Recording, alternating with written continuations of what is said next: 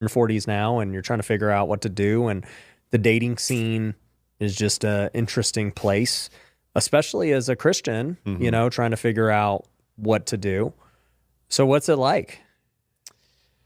This is not just a David problem. I don't even know if it's a problem, right? The world has changed so rapidly fast. Values that we used to have been thrown out the door and replaced with new values.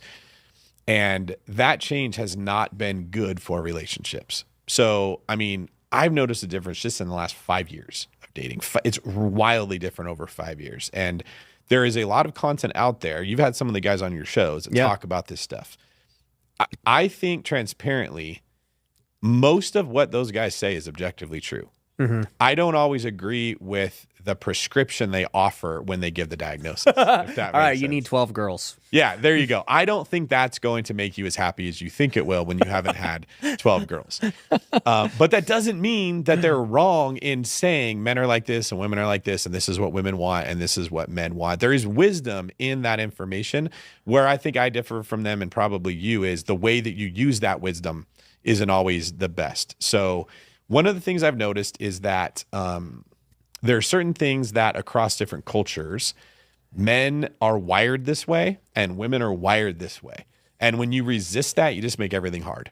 And if you just accept it, it's all, in my mind, you're accepting God's creation, his plan for how he wants things to go. So as a man, you feel good when you can come home with that deer over your shoulder and sling it on the ground. It is a good feeling that motivates you to go out there and provide, right? As a woman, the women I've known do not like the pressure of having to provide. In general, most women, now they can learn to like it. So women are going to listen to this and they're going to say, that's not me, right? But your natural state is they don't like when all the responsibilities on their shoulders to have to provide for something. They would prefer to be in a supportive role where the guy is doing that and then they're going to be helping him. And relationships have worked really well over the years when men step up and take on the responsibility of being a leader and women say, ooh, I like where he's going. I want to support him. And they do that, and it makes you better as a man because now you're getting this motivation to provide for this woman, and she motivates you to be more masculine. It's always easier to go work out at the gym when you know your girl's squeezing your bicep saying, I like how that feels.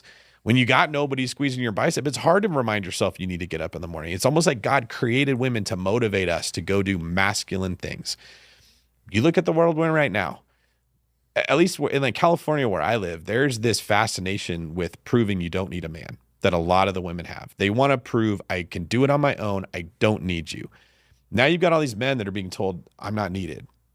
I'm not necessary. There's no reason. And they are basically sitting around playing Call of Duty and drinking Mountain Dew and doing nothing. They've lost the motivation that they would have had to be masculine. And then you hear all these women saying, where's all the masculine men? Yeah. Right? It's the very things that our culture sort of idolizes and says, isn't it great that we've created a world where all these gender roles are turned upside down? Is leading to a lot of the anxiety and the depression that I think a lot of people are feeling because they can't make a relationship work.